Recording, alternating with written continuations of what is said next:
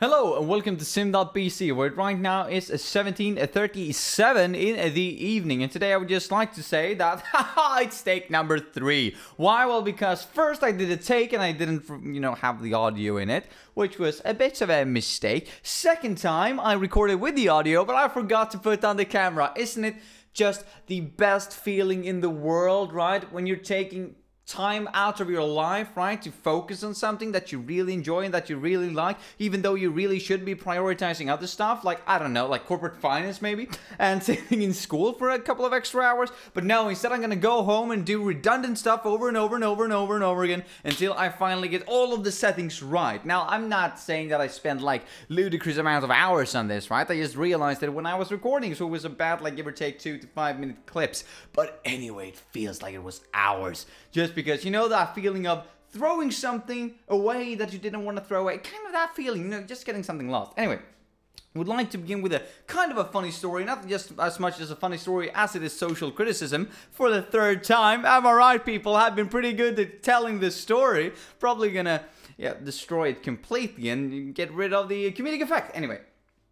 And that is usually, there has been recently been passed a law about personal information and how personal security should be handled by different organizations and different governments out there, right? Especially in the EU. And that is stepping into power the 28th of May, maybe. I'm not really clear about that. Either it has already been placed into power or it will very shortly. However, I'm getting bombarded by these things to left and right all of the goddamn time with people saying that, or rather with organizations saying that here is our new personal information handling, here is how we're handling your personal information. Do you know that personal security is kind of a big thing? Do you know that it's kind of a big thing? Do you know that it's kind of a big thing? Do you know it's a bloody kind of a big thing? And I'm like, yes. It's all this information, abundancy that makes it kind of redundant in a way. The sheer volume of it is making me off-put by the entire idea. I would rather like to have an insecure personal information handling, because then I wouldn't need to have all of these bloody emails, right? I really don't want to have it that way, but it feels like that at times. Anyway, and today I just got, a regular old mail, a letter, old-fashioned, old but gold, right, in the letterbox. And I was picking it out, and first I was kind of interested, I was intrigued, thinking about what can this be about? Lovely, I got a physical letter for once. Maybe it's about something interesting, maybe it's about something official, right? Still, it's another organization trying to tell me that my personal information is going to be handled in accordance with the law, which I kind of assume that it would be, right? Because you do, when it's a law. It's probably like the minimum amount of CSR that I need to be indulging in, right?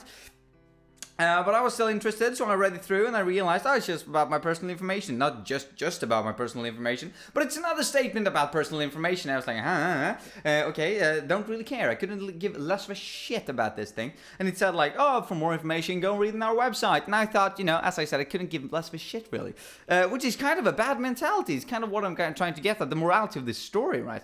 Of this very short little anecdote is that it's really weird that the more information is available to us, like the more easily accessible information is, the more I'm getting off-put of actually taking part in the information. I mean, for instance, if they would say something along the lines with this is the only place where you can find information about how governments and organizations is handling, or rather is supposed to be handling according to the law, your personal information, then I would probably be like, interesting, created a bit of an intrigue here, right? But you need to actually wait for 2 weeks before you can access it. I would be like, I need to make like kind of an investment in time and in my day, actually planning around it in order to get this information. And then when I actually got the information, if I took the decision to actually get the information, I would think that, well, I've actually invested 2 weeks of my life already into this, I might as well read it. Now it's more like, well, you can get it on the go if you want to. You can get it summarized in 30 seconds if you want to. That means that the opportunity cost for watching this is 30 seconds, which means that, well, can I find something else to fill my 30 seconds with that isn't this? And do I really want to? Kind of the idea that the more accessible information is, the more redundant it seems to be, which is really weird in a sense. It's the same with kind of education, I would argue about, but that's an entirely different topic, mates. And now we're up to speed of where I left off at the 2 other takes that didn't go as well as one would have hoped, because none of them, and including this, hasn't been talking about what I want to talk about today, and that is, of course, that good old political correctness. Yes, we're continuing the monk debate. Kind of what we were getting at in the end of yesterday's video, actually. We're going to talk about a bit about categorization.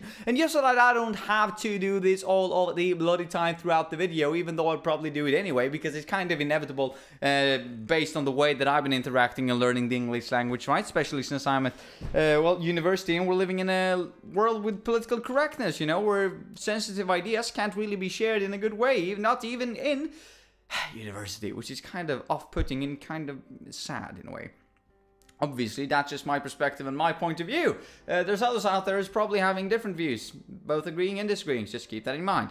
But in order for me not to hedge overly much, right, throughout the entire video, I'm just going to say this right now, that none of the statements that I will lay out, if I don't explicitly say that they're definite, and really my opinion is that these are definite, they will probably be handled as relative and not absolute. So in order for me not to hedge before every single sentence, I'm just going to say now, it's kind of going to be a hedging video. Yeah, you with me? You with me? Great, great. And if I seem a bit startled at times, that's probably because I'm thinking, even though I said hedging all the time, hedging, that I'm trying to formulate myself and phrase my points of view in such a way that I don't overly offend anyone more than I need to get my point across. Which sounds really weird, unfortunately, but it's kind of true. So yesterday we were talking all about, if getting into it, right? So yesterday we were talking all about, well, diversity. Diversity that can be seen in comparison to diversity that can't, you know, the true diversity. The diversity in the sense that, you know, intellectual diversity, the diversity that we really want to have. Which kind of raised an interesting discussion, an interesting point of discussion that was also raised in the monk debate between the different, well, combatants, I would like to say, the debatants, maybe you say that, which was Stephen Fry and Jordan B. Peterson on the pro-individual side, that political correctness is not necessarily the same as progress, against Michael Dyson and Michelle Goldberg, who were saying the opposite, that, well, political correctness actually tend to be progress. So we're having kind of different views going back and forth, and we came down to this idea, or rather we were pointing at it at one time. I'm saying we in the sense, but I was watching it, right? I felt engaged. I felt like I was in there, yeah, indulging in the conversation and in the topics that we're discussing. And they rather came to the point that, well, categorization though, that good old thing. Because both parties were basically making the idea, or basically making the case, yet again, in my opinion, right, I'm referring from context of what I saw and how I interpreted the entire debate, is that they're both trying to argue for the individual, right? So, on one side, we have Jordan B. Peterson and Stephen Fry saying that, right, the individual should be in the center, which means that political correctness tends to kind of overshadow the individual at times, which means that we unfortunately talk about the collective instead of about an individual when we want to talk about the individual, because political correctness in a way has been characterizing the individual as a collective, not one person as many people, just that we're interpreting one person's actions in the sense of a lot of different people. Now, I'm not going to place words in their mouths, right? You should totally go there and watch it yourself to get your own perception, but yet again, my perception of the topic. Whilst the other side, we're saying that, yeah, well, we're trying to reach the individual, but in order to get to the individual, right? In order to get to the individual's rights, the individual's way of thinking, the individual's thoughts, in order to get to the individual in and within itself, in order to make people look at one person and see an individual and not the representation of a group, we actually need to keep on pushing political correctness, because political correctness is building groups that aren't, what should we say, more correct groups in a sense, and not just groups that has been formed throughout history, but rather modern grouping of people, but for the benefit of the individual. And of course, that means that we're coming into the topic of categorization, and thus political correctness actually categorize more than it, well, more than it should. Does it create more categorization than it actually solves? It's kind of the entire debate here, or that point of the debate was about that structure and that action. And it's important to mention as well that categorization can be seen in different ways. I mean, it can be both positive to be categorized by political correctness, and it can be negative. Negative in the way that it's creating stereotypes, right? Negative in the way that it's creating stereotypes about the group, because if you're categorizing people, then I would argue, you tend to see the group and not the individual, even though the individual seem to be the end goal of this. However, what is good about categorization through political correctness is that it tends to challenge conventional, if I do say so, or if I'm allowed to say so, conventional groupings made by social context, right? And what I mean by that is basically not social context, it's more about historical context, right? That these groups that has been developed over time, or rather have been individuals that has been forced into different groups over time, based on a historical perspective, these groups are being challenged by the political correctness groups, which means that the people inside of both groups, you know, where they overlap, like a Venn diagram, for instance, the people in the middle there, which hopefully is the case that these Venn diagrams will be all over the place and tangents all over the place, right, is making people able to choose between two different groups at times, which means that this individual is not only part of one group, but part of many groups, and opening up that kind of mindset and that kind of perspective. It leads us to think that, well, if one person can be part of more than one group, two groups in this case, then perhaps this set person can be part of 3 groups or 4 groups or 5 groups. And when we get to that stage as a society, then who really cares about groups anyway? Because everybody can be part of all of them. That means that one single individual isn't just an ambassador for a group, they're an ambassador for themselves.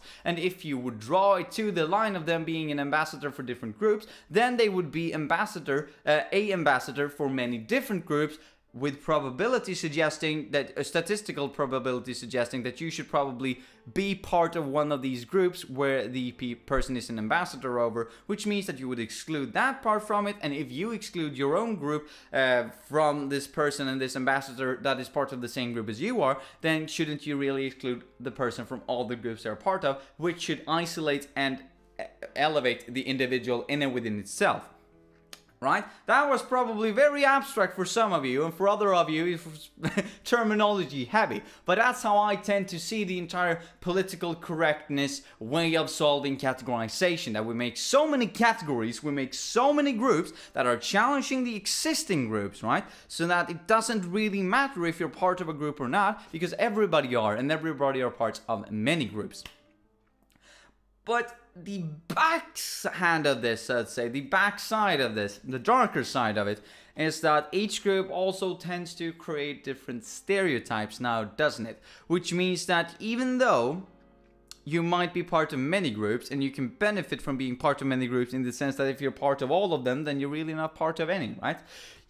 You can still be the judge of, or still be the victim of different generalizations and stereotypes based on all of these different groups that you're a part of. And if the individual, set individual in this scenario, is part of a very contextualized and very, what you would say, a very fringe minority of groups, which have very strong stereotypes towards them, that is tend to be negatively viewed by a large proportion of society, or just a couple of people who are bullies in this case, and are, well, what you would say, exhaling their opinion about it, then that could negatively impact said individual and more individuals that's in the same boat as that person, right? Because, well, they would be victim to more generalization based on those groups that they're part of. Well, I know this is very terminology and heavy and abstract at the same time, which is kind of interesting and kind of weird, but I'm following my own train of thoughts. I just hope that you can too.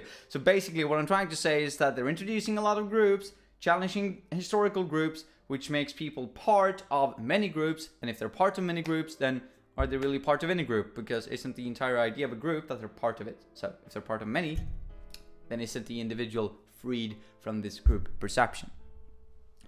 On the other hand, we have Stephen Fry and Jordan B. Peterson, who is kind of saying that, well, why don't we just drop this entire idea of grouping altogether? Because we know that the historical groupings are bad. Well, we can say that, right? I mean, with a fair amount of certainty, we can say that a lot, at least, now, maybe not all of them, but a lot of these groups that we made up isn't really beneficial, right? It's like race. Is race really beneficial to talk about in any stretch of the imagination when it comes to any particular story? And I know I took this joke from another comedian. That would imply that I am one. I took this joke from a comedian that I saw online on YouTube, the entire idea that you always, you have a friend who comes in and start telling a story about two people who did something bad, and then they said like, oh, there was these two guys and they were Asian, right? And the Asian part, the race part, doesn't really have any implication on the story at all. It's just that they're presenting you with this scenario of two people doing something bad and their race, and that you should fit these two points together and come up with the understanding yourself that Asian people goes hand in hand with bad things, or that specific race with this set action should be connected, right? If it's good or if it's bad, doesn't really matter. They're trying to or paint a picture with a race, which I think is ludicrous, right? Because it doesn't really matter what race you're from. It's more about which culture are you from, which part of the world have you been growing up in, and which part of the world have you been spending a lot of time in, right? A considerable amount of time in. Where do you say that your culture is from, and why and how it should be more of a deciding factor than race, for instance. Just to take up one historically presented and created group perspective, race, in comparison to today's modern societal views on race, I would argue, right? I can't speak for the entirety of humanity, unfortunately, at times, right? But I would argue race should, it's kind of one of those historical groups that doesn't really work anymore, because there's no difference, is there? No? Not that I can see, at least. Anyway, so it's kind of they're trying to take up this idea, the people who are like kind of opposed to political correctness, saying that, well, can't we just take away all of the groups altogether, because then we can be focusing on the individual itself. They don't have to be an ambassador for like hundreds of groups before they become the individual, but we can just isolate them to become the individual within itself directly. And I know it's kind of a heavy not a heavy methodology, a heavy analogy kind of for politics, which I'm not trying to say, right? I'm not trying to say that I'm pro one or either side when it comes to politics, even though it might feel that way when I'm taking this reasoning. I would say there's valid points on both sides of the spectrum, just as it was in this debate. There's valid points in both sides. But it feels like this side, the individualistic approach, is more like, let's just break down society as it works right now, because if all people can just focus on themselves and others as individuals, even though we will generalize, but we will evaluate people based on their individual traits and their individual way of thinking and their individual personality, then we can move to a better world faster, where the individual is in center and not the group that that individual is part of. Whilst the other group is trying to come to the exact same conclusion. It's just that this way is probably going to take a bit more time.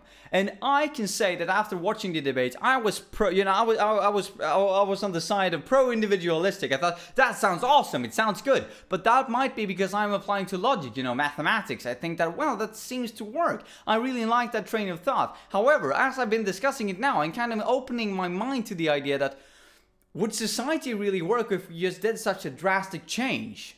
Because it's one of those things, and I know it's a little time, so this is going to sound ludicrous, right? But I need to shorten it down. It's kind of saying that, well, war isn't a good thing, but if we just stopped having war, a lot of the economies in the world would probably suffer a great deal, because unfortunately, a lot of export and import in the world is based on different kinds of weaponry, for instance, right? So we kind of need to gradually take it down, which makes me feel like the political correctness way of kind of challenging different groups and categorization with categorization, fighting fire with fire, is better suited for society as a whole, because it's kind of a more gradually approach.